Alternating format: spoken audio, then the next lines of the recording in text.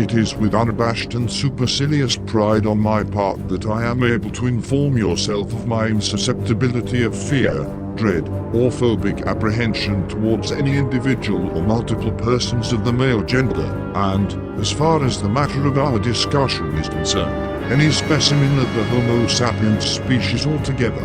And yet, in spite of my aforementioned courageous resilience towards all creatures of the human race, I must admit with an obtuse degree of cautious prudence as I say this, that the subject of your inquiry as to my opinion of the status of my understanding and evaluation of said subject, which by its very nature I may not refer to via utterance of either pronouns of he nor she, does, in fact, elicit psychological states of emotion in me that may be described as fear, dread, and or phobic apprehension.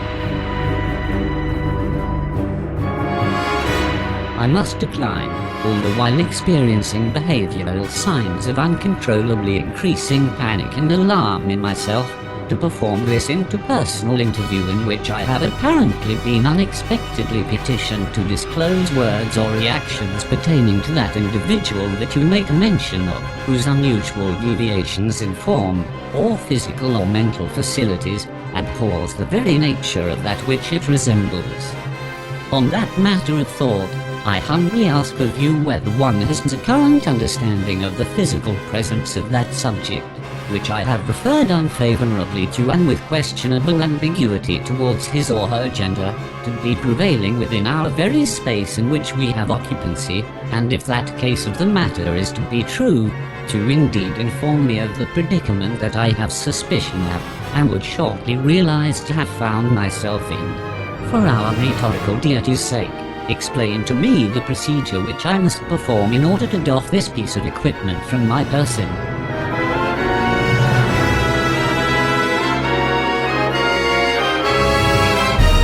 One shudders to imagine what inhuman thoughts lie behind that mask.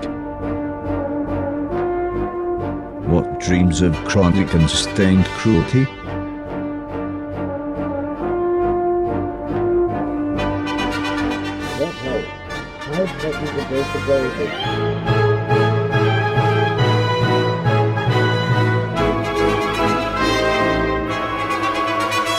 Lo into a hole with large circular confectionery within my hand, and the surface of which may be perceived to spiral pattern.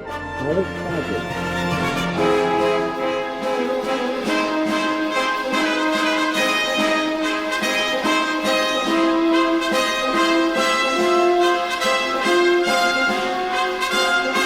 Appears to have been a trained military person responsible for providing medical care to his associates.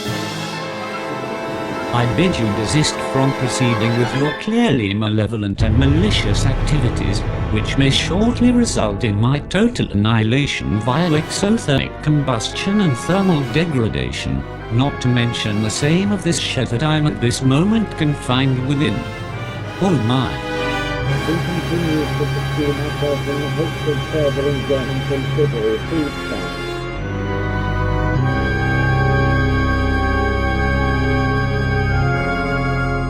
Do note the emergent observation that my physical self is undergoing the process of exothermic combustion while also in possession of many highly combustible and explosive devices.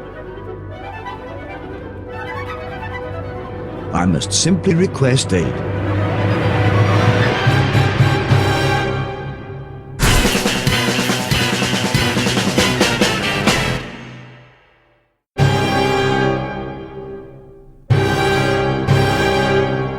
My word,